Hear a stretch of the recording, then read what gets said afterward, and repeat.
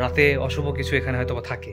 দেখতে পাচ্ছেন একদম ছাদ বলতেই নাই, ছাদ ভেঙে গেছে। এই ধ্বংসাবশেষ আর জঙ্গলের পেছনে রয়েছে রহস্যে ঘেরা হাসি আর কান্না মাখানো বেদনাবিধুর ইতিহাস। 1895 সালের প্রাচীন জনপদ পুঠিয়া বাংলাদেশের সবচেয়ে সুন্দর এবং উল্লেখযোগ্য রাজবাড়িগুলোর মধ্যে পুঠিয়া রাজবাড়ি অন্যতম। আজ আপনাদের সামনে শুধু পুঠিয়া রাজবাড়ি নয়, তুলে ধরব রাজবাড়ির আশেপাশে প্রাচীন মন্দির সহ এর পেছনে লুকিয়ে থাকা ইতিহাসে রানী হেমন্ত কুমারী দেবীর হাসি আর কান্না মাখানো বেদনাবিধুর ইতিহাস।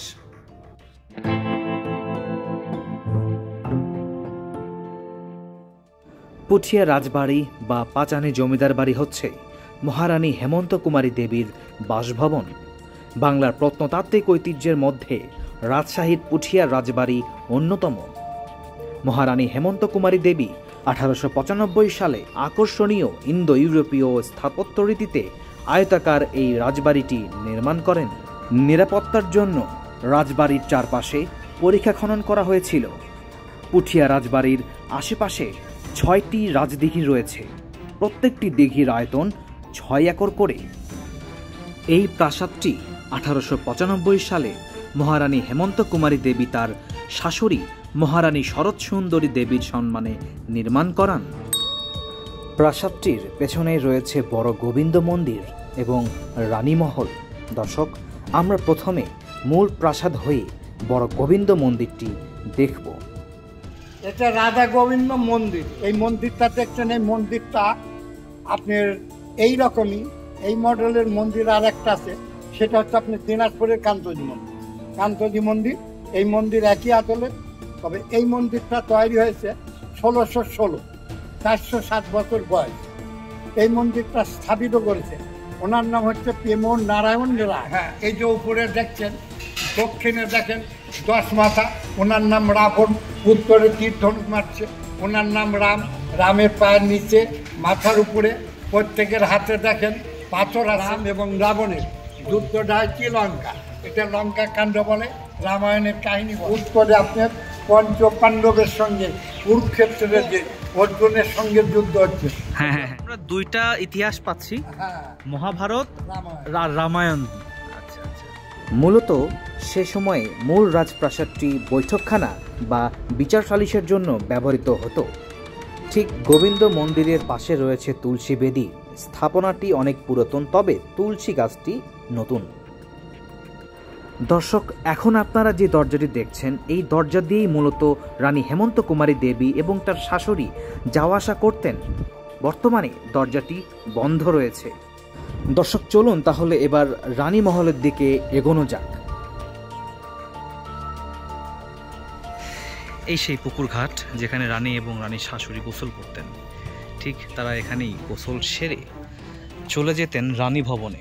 রানী ভবন ঠিক এখান থেকে সামনে গিয়ে বামে যেটা দেখতে পাচ্ছেন, এটা হচ্ছে রানী ভবন।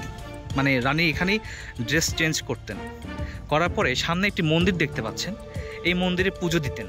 এখানে পুজো সেরে রানী ঠিক এই রাস্তাটি ধরে এসে সামনের যে দরজা দেখতে পাচ্ছেন, সে দরজা দিয়ে বেরিয়ে তুলসী বেদিতে প্রদীপ জ্বালিয়ে মূল মন্দিরে যেতেন। তারপর যেতেন তিনি বিচার সালিশের জন্য মূল যে রাজপ্রাসাদটি সেখানে। আর এই যে অংশটি দেখতে পাচ্ছেন দর্শক, এটি হচ্ছে রানী মহলের পুরো অংশটি। ধারণা করছি সে সময় এটি রানী হেমন্ত কুমারী দেবীর যারা দাস দাসী ছিলেন তারা এখানে বসবাস করতেন। আরেকটু এগোতেই সামনে এইরকম একটি জায়গা দেখতে পাবো। ধারণা করছি এটি সে সময়ে রানী হেমন্ত কুমারী দেবীর দাস দাসীদের শৌচাগার হিসেবে ব্যবহৃত হতো।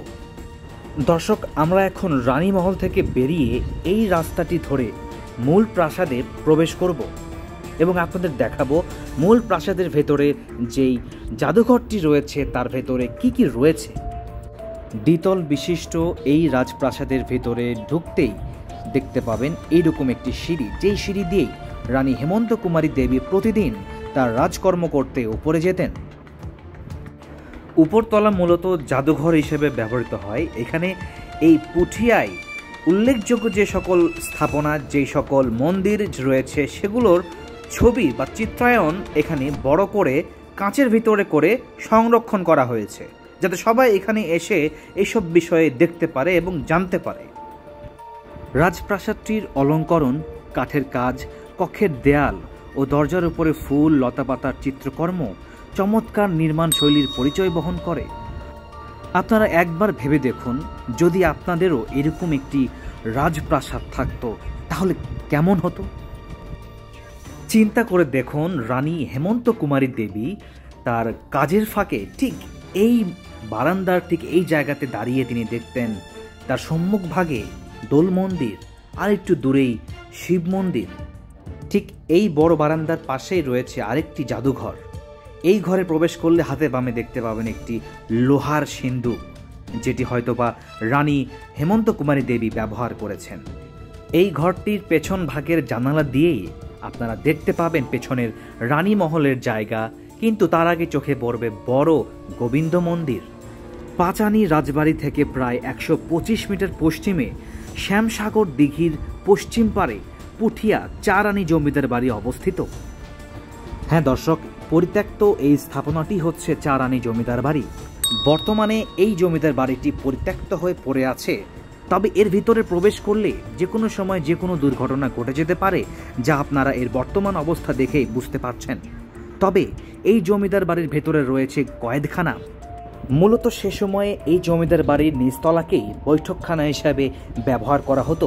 আসলেই হন্টেড প্লেসের মতো এই জায়গাটা তৈরি হয়ে গিয়েছে, মানে অনুভব হচ্ছে রাতে অশুভ কিছু এখানে হয়তো বা থাকে। দেখতে পাচ্ছেন একদম ছাদ বলতেই নাই, ছাদ ভেঙে গেছে, যে কোনো সময় পড়ে যেতে পারে এরকম একটা অবস্থা। এখানে হয়তোবা সেই সময়ে যারা দোষী ছিল বা জেলখানা যারা থাকতো, কত নির্যাতন হয়েছে, তারা কত কষ্ট পেয়েছেন এই জায়গায়। আমরা এখন যাব চারানী জমিদার কর্তৃক বড় আন্নিক, ছোট গোবিন্দ ও গোপাল মন্দির নামে পরিচিত একই অঙ্গনে পাশাপাশি 3টি মন্দির দেখতে। আমরা এখন চারানী রাজবাড়ি, পুঠিয়া চারানী রাজবাড়িতে অবস্থান করছি।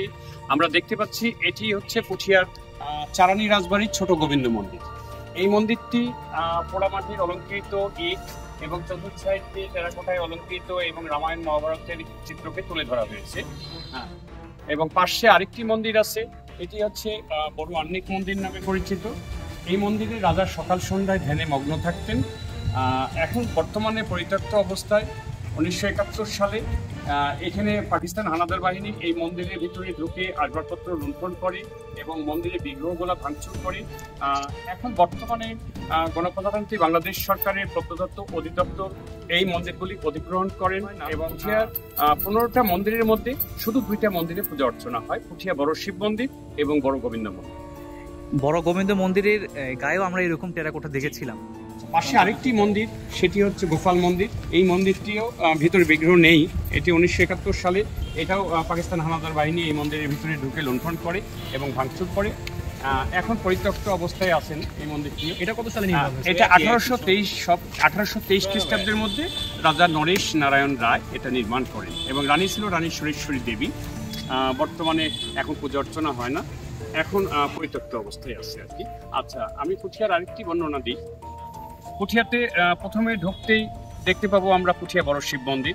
এই মন্দিরটি 1823 খ্রিস্টাব্দের মধ্যে রানী ভুবনমোহিনী দেবী এটি নির্মাণ করেন এবং সেই সময়ের 10 লক্ষ মুদ্রা ব্যয়ে এটি নির্মাণ করা হয় আর কি। 7 বছর সময় লাগছিল নির্মাণ। বর্তমানে এখানে এখনো 2 বেলা পূজা অর্চনা হয়ে থাকে।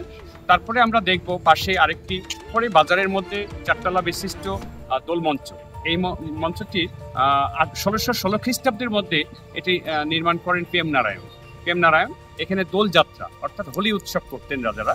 বর্তমানে সেখানে অনুষ্ঠানটি হয় না, এখন পরিত্যক্ত অবস্থায়। তারপরে আমরা দেখতে পাবো পুঠিয়া পাঁচানী রাজপ্রাসাদ। এই রাজপ্রাসাদটি 1895 সনে রানী হেমন্ত কুমারী দেবী কর্তৃক নির্মিত। তার পেছন সাইডে আমরা দেখব এটি পঞ্চরত্ন গোবিন্দ মন্দির, যেটি সারা বাংলাদেশের মধ্যে চমৎকার মন্দির। সেটি কারুকার্য, টেরাকোটায় অলঙ্কৃত ইট এবং রামায়ণ মহাভারতের চিত্রকে তুলে ধরা হয়েছে এবং বিভিন্ন দেবদেবীর অসংখ্য টেরাকোটায় খুব চমৎকার দেখছে এই মন্দিরটি। এটা 1947 দেশ ভাগ হওয়ার আগেই রাজারা এখান থেকে চলে যান। রাজাপ্রথা যখন চলে গেলেন তখন ওনারা দেশ ত্যাগ করলেন আর কি। পরবর্তীতে এখানে ওনাদের বংশধর এসেছিলেন 4 বার। গীতা দেবী, চারানী রাজার নাতনি গীতা দেবী এবং পাঁচানী রাজার নাতি উদয় ভাদুরী, সঞ্জয় কুমার এই পুঠিয়াতে পরিদর্শনের জন্য 4 বার আসছিলেন এবং আমার সৌভাগ্য হয়েছে তাদের সাথে দেখা করার। আসলে ধন্যবাদ। আমি লিটন কুমার দাস, প্রত্নতত্ত্ব অধিদপ্তরের অ্যাটেন্ডেন্স হিসাবে চারানি মন্দিরে নিয়োজিত আছি। দর্শক, অনেক বড় একটি এরিয়া এই পুঠিয়া রাজবাড়ি আপনাদেরকে ঘোরাচ্ছি, মানে আপনাদেরকে ঘুরিয়ে ঘুরিয়ে দেখাচ্ছি। আশা করছি আমাদের আজকের ব্লগ থেকে আপনারা ইতিহাস এবং ঐতিহ্য সম্পর্কে, মানে বাংলার ইতিহাস এবং ঐতিহ্য সম্পর্কে অনেক অনেক কিছু জানতে পেরেছেন। আশা করছি আপনারা আমাদের ব্লগ দেখে হলেও এই ইতিহাসগুলোকে সশরীরে এসে দেখার চেষ্টা করবেন, আপনাদের অনেক অনেক ভালো লাগবে। দর্শক, ভিডিওটি আর দীর্ঘায়িত করব না, আমাদের আজকের এই ভিডিও, আজকের এই ব্লগটি এই পর্যন্তই। ভালো লাগলে চ্যানেলটিকে সাবস্ক্রাইব করবেন, ভিডিওকে লাইক করবেন, আপনাদের মতামত কমেন্ট সেকশনে জানাবেন এবং আমাদের সঙ্গেই থাকবেন। এই আশায় আজকের ভিডিওটি এখানেই শেষ করছি। আল্লাহ হাফেজ।